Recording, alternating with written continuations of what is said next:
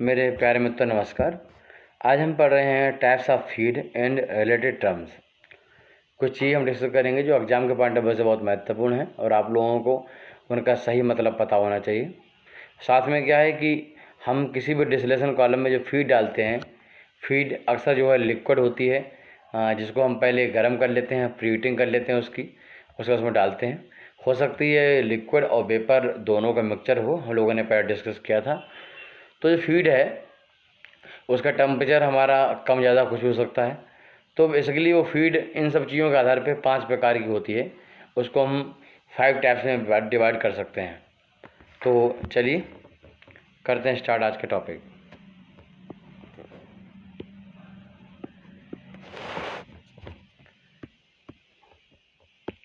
तो एक हेडिंग आपको लिखनी है। हेडिंग है टाइप्स ऑफ फीड। आज दिवाली है और दिवाली के दिन भी हम आपको पढ़ा रहे हैं क्योंकि हमारी प्रायोरिटी में है आपके सफलता। हम चाहते हैं कि किसी भी कंडीशन में हम काम करेंगे और आप सफल हो, ये मेरी प्रायोरिटी में है। देखो आज की तारीख जो इतिहास में दर्ज हो जाएगी हमेशा के लिए, आप देख सकते हो 24 अक्टूबर 2022 आज दीपावली का दिन है। सभी को दीपावली की बहुत बहुत शुभकामनाएं। हम टाइप्स ऑफ फीड के बारे में बात करें उससे पहले हम एक टर्म है जिसके बारे में थोड़ा सा भी बताते हैं हम। एक टर्म है Q. What is the Q? Q value. Q value का मतलब क्या है, क्यू क्या होता है, अभी हम सिंपल बात करेंगे, फिर आगे हम उसके बारे में बात करेंगे बहुत सारी। हमारे पास एक डिस्टिलेशन कॉलम है, इसमें फीड प्लेट है। अगर हम जो फीडिंग कर रहे हैं, मान लेता हूँ एफ फीड डाल रहे हैं इसके ऊपर, ठीक, एफ हम फीड डाल रहे हैं। मान लेता हूँ कि एफ जो है 1 मोल है, यानी 1 मोल फीड डाल रहे हैं। तो 1 मोल फीड डालने पर इस फीड की वजह से मतलब फीड का टेम्परेचर कम है ज़्यादा है, इन सब चीज़ों की वजह से इस फीड का कितना हिस्सा जो है वो, मतलब इस 1 मोल फीड अगर हम डाल रहे हैं, 1 मोल लिक्विड फीड हम अगर डाल रहे हैं, तो इसकी वजह से कितने मोल लिक्विड हमें यहाँ मिलता है। मान लेता हूँ कि एक फीड हम डालते हैं, 1 मोल में से 0.4 मोल ऊपर चला जाता है और 0.6 मोल नीचे चला आता है, यानी ओवरऑल हम बैलेंस करेंगे। और 1 मोल डालने पर लिक्विड जो नीचे गिरा 0.6 है, इसका मतलब क्यू की वैल्यू 0.6 है। यानी किसी भी फीड ट्रे से कितना लिक्विड गिर रहा है जब हम 1 मोल डाल रहे हैं तब।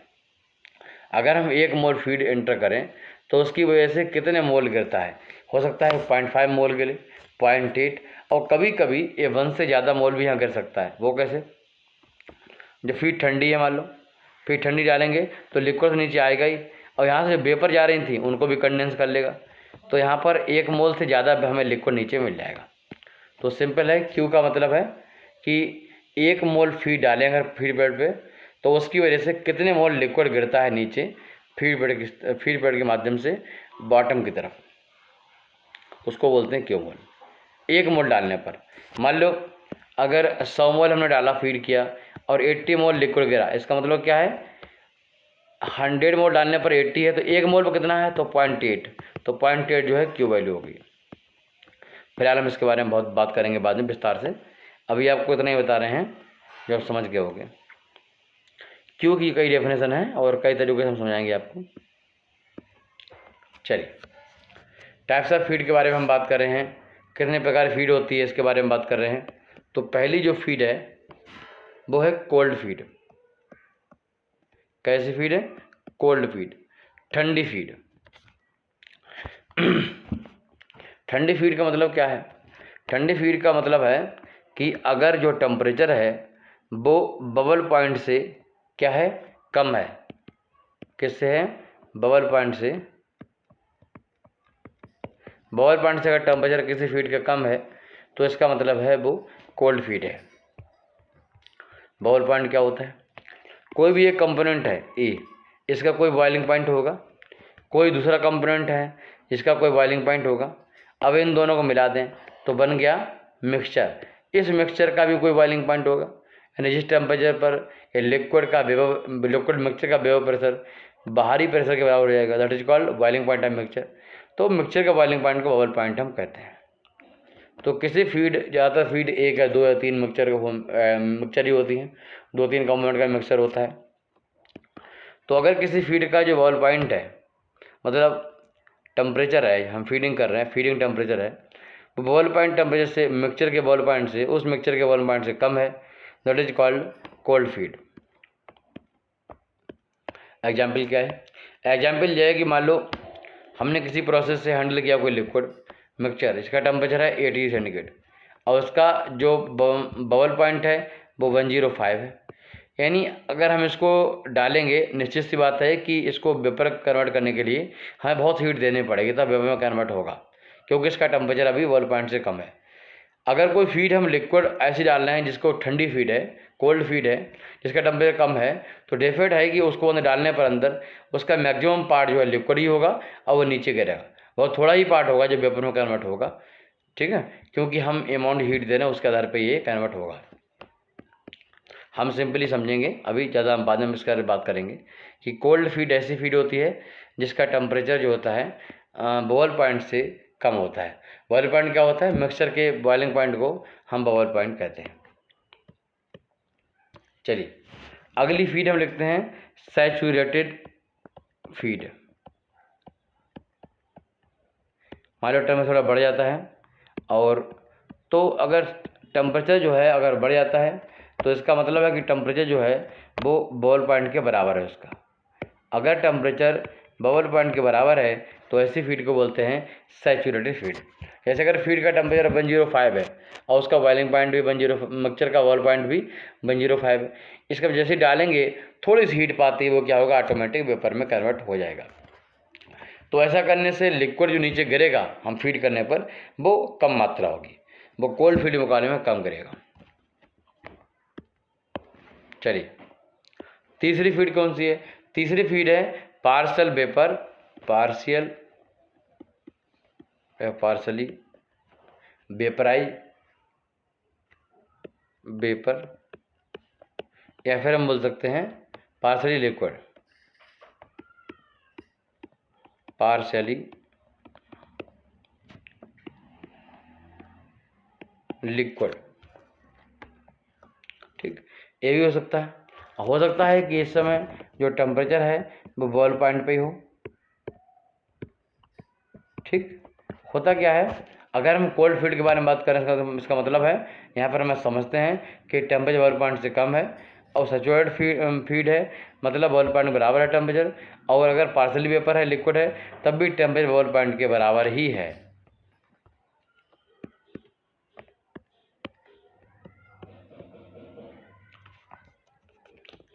ठीक, अभी तक लिक्विड, पहले हमारा जो कोल्ड फीड था वो लिक्विड था, सैचुरेटेड जो कंडीशन में टेम्परेचर जो सैचुरेटेड फीड थी वो भी लिक्विड था। हमने और टेम्परेचर बढ़ाया, एनर्जी उसकी और दी, टेम्परेचर चेंज नहीं हुआ, बॉइल पॉइंट ही रहा, बट कुछ अमाउंट जो है वेपर में कन्वर्ट हो गया। तो तीसरी कंडीशन हो सकती है कि पार्शली वेपर हो या फिर पार्शली लिक्विड हो, ठीक है, एक ही बात है। तो चौथा कंडीशन क्या है कि अब इस समय पूरी जो लिक्विड है वेपर में कन्वर्ट हो गया है, बट टेम्परेचर अभी वही है, ये हो सकता है। तो उसको बोल सकते हैं कि सैचुरेटेड वेपर। चौथा प्रकार होता है सैचुरेटेड वेपर।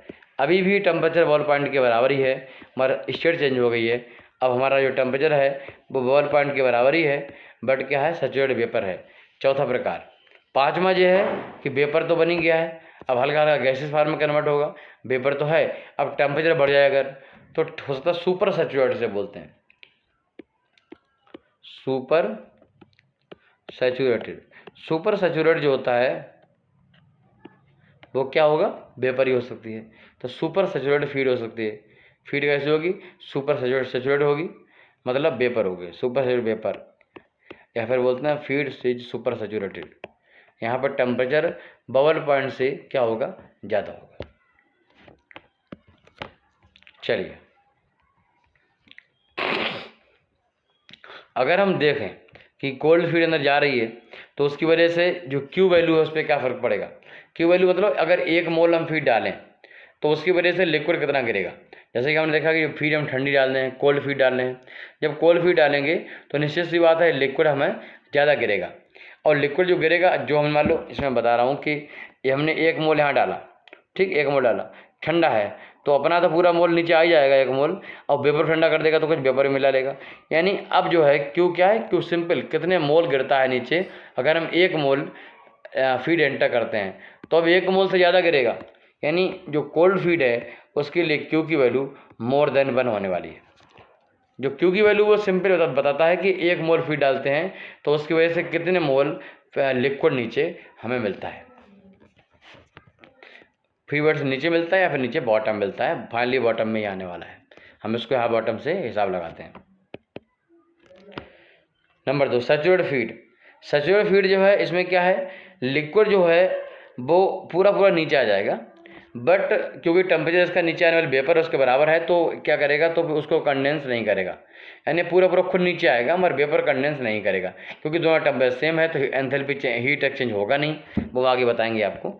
तो यहाँ पर Q बराबर 1 होगा, ठीक।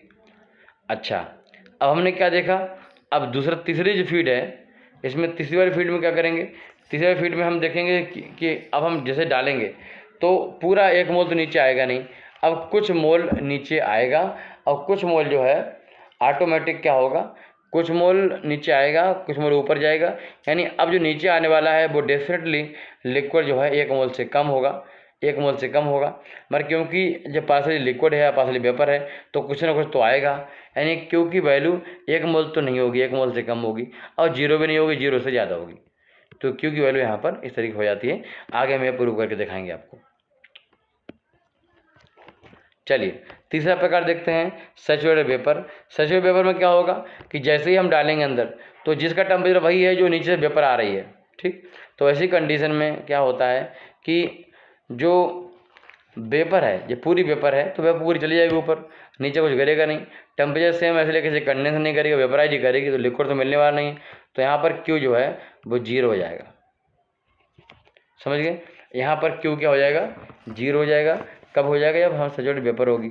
और सुपर सैचुरेटेड वेपर में क्या होता है, इसके पास एंथैल्पी बहुत ज़्यादा है और वेपर है तो पूरी जाएगी, नीचे कुछ नहीं गिरेगा। मगर जो अमाउंट नीचे से आ रहा था, कुछ लिक्विड ऐसा भी होगा जो कि कुछ लिक्विड ऐसा भी होगा जो कि हो सकता है कि ऊपर से आ रहा हो, जैसे कि आपका जो रिफ्लेक्स से आ रहा हो और तो क्या आ रहा हो, उसको वेपराइज कर देगा। यानी मैंने क्या बोला कि 1 मोल डालने की वजह से कितना नीचे गिरा, तो 1 मोल डालने से कुछ आया नहीं, 0 आया, ठीक। अब जो ऊपर से 0 लिक्विड ऊपर से आ रहा था जिसका इससे कोई लेना देना नहीं था, उसको वेपराइज कर देगा, यानी माइनस में कर देगा। तो क्यू की वैल्यू 0 से भी कम होती है, किसके लिए, सुपर सैचुरेटेड के लिए। यहाँ पर 0 से कम होती है, इसका क्या मतलब है सर, हमने 1 मोल डाला उसकी वजह से 0 से कम कैसे गिरेगा माल। इसका मतलब है कि जो ऊपर से रेफरेंस तौर पे और आ रहा था फीड उसको भी कम कर देगा। This is the simply meaning, significance है इसका, ऐसा कोई न्यूमेरिकल वैल्यू मीनिंग नहीं है इसका। इसका मतलब है सिंपली समझने के लिए बता रहे हैं।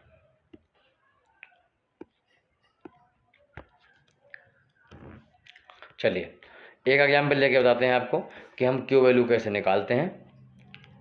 हम यहाँ पर 5 प्रकार की फीड है उनके बारे में एक्सप्लेन करेंगे, क्यू वैल्यू निकालेंगे। तो पहली फीड लेते हैं कोल्ड फीड, समझ आना अच्छे से, बाद में मत बोलना कि सर हमें समझ नहीं आया तक, तो अब कोई क्वेश्चन आपका बचने वाला नहीं है।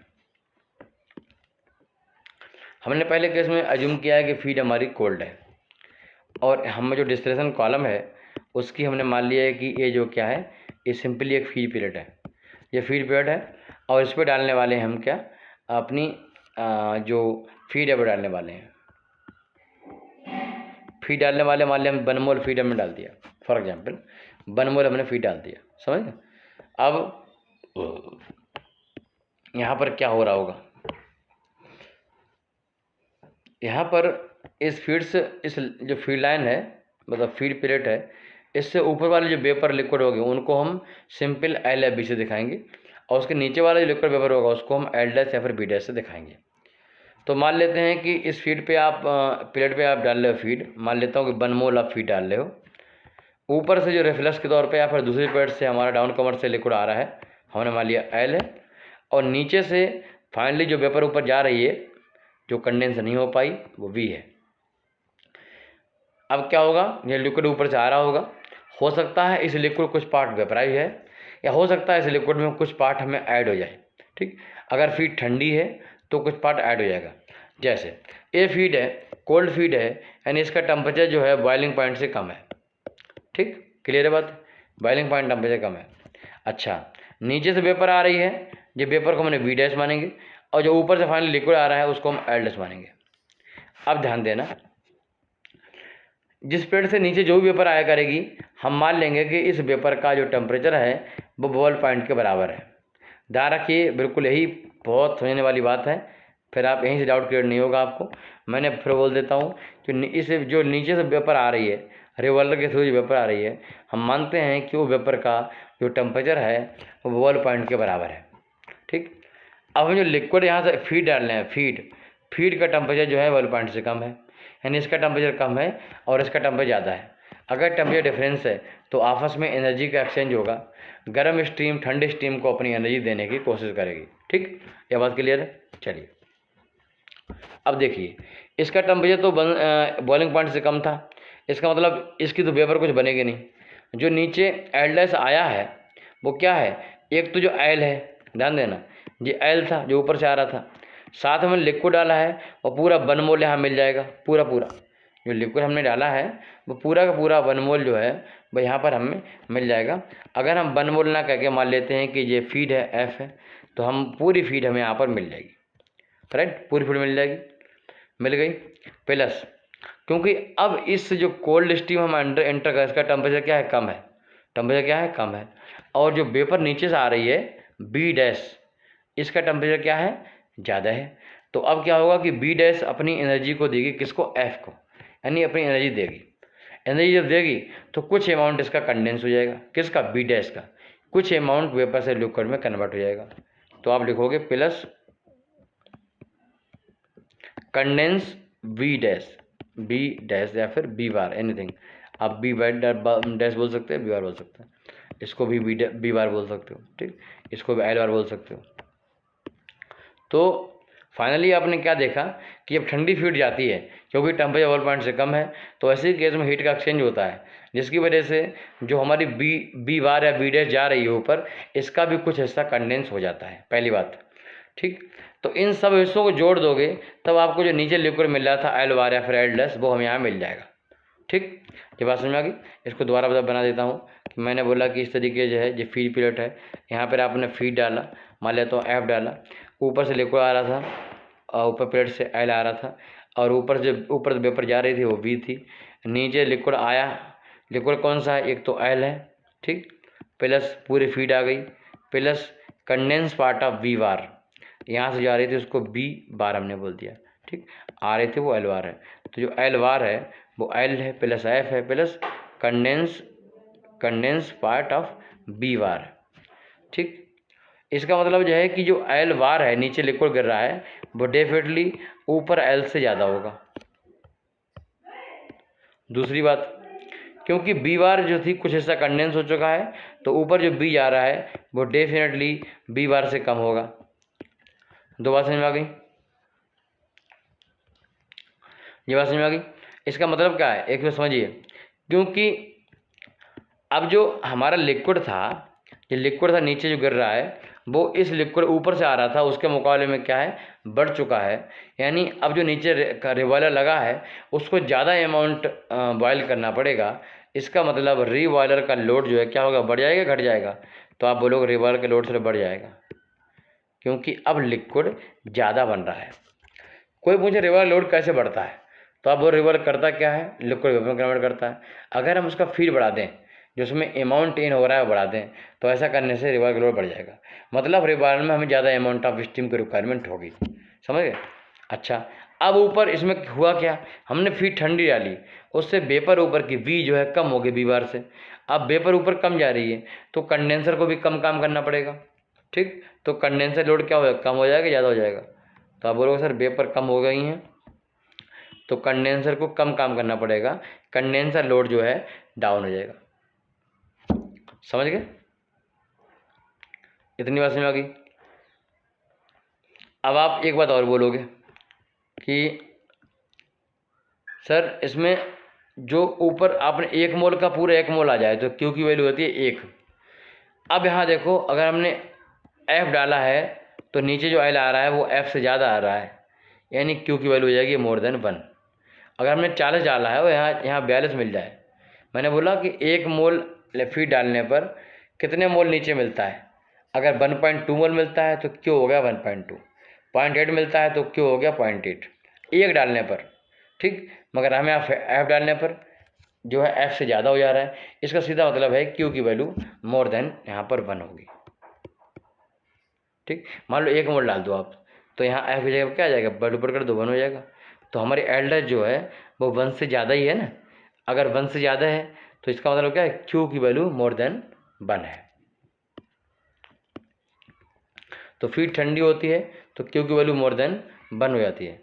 देखो ध्यान दो, रिवर्स का लोड बढ़ रहा है, कंडेंसर का लोड घट रहा है, तो इन सब कंडीशन में हमें ध्यान रखना है कि भाई जब भी हम कोल्ड फीड डालते हैं तो उससे होता क्या है, वेपर का हिस्सा क्या होता है, कंडेंस होता है, और वेपर का वो हिस्सा कंडेंस होता है जिसमें मोर वोलेटाइल कंपोनेंट होता है। मान लो वेपर है, वेपर ठंडा करेंगे, सबसे पहले ठंडा क्या होगा, मोर वोलेटाइल लेस वोलेटाइल, मोर वोलेटाइल। अब मोर ठंडा हो जाएगा, वो ऊपर मुझे मिल नहीं पाएगा, जबकि ऊपर मुझे मोर वोलेटाइल ही चाहिए, वो मुझे अलग करना था। इस वजह से हम फीड को ठंडा कभी इसमें एंटर नहीं करते हैं, हम कोशिश करते हैं उसको प्री हीट करके फीड को हम डालते हैं। अगर लिक्विड वेपर का मिक्सचर है, मतलब ए और बी कंपाउंड का मिक्सचर है, मोर वोलेटाइल लेस वोलेटाइल, और ठंडा कर दें, तो सबसे पहले कंडेंस कौन सा होगा, ध्यान रखिए, जो जिसका बॉइलिंग पॉइंट कम है, मतलब मोर वोलेटाइल। ये बहुत महत्वपूर्ण पॉइंट है, इन्हीं पॉइंटों के माध्यम से आप चीज़ों को समझोगे। अभी जो हम आगे बहुत डिफिकल्ट डिस्कशन करेंगे वहाँ पर आपको समझना बहुत ही आसान हो जाएगा। तो फाइनली आपने देखा कि कुछ हिस्सा वेपर का भी क्या होता है, इसमें इस तरीके से मिल जाता है, ठीक। तो ये वेपर का हिस्सा मिल जाता है, साथ में ये पूरी जो फीड है एफ, ये भी मिल जाती है, और ऊपर से एल मिल जाता है। तो तीनों जो कंपोनेंट क्या होते हैं आपस में एड अप हो जाते हैं, समझ गए। चलिए, तो आज के लिए इतना ही लेक्चर काफ़ी है। नेक्स्ट लेक्चर हम लोग 4 फीड हैं उनके बारे में डिस्कशन करेंगे, और फिर ये टॉपिक ख़त्म होगा। हम फिर बाद में पढ़ेंगे फीड लाइन की इक्वेशन। नमस्कार।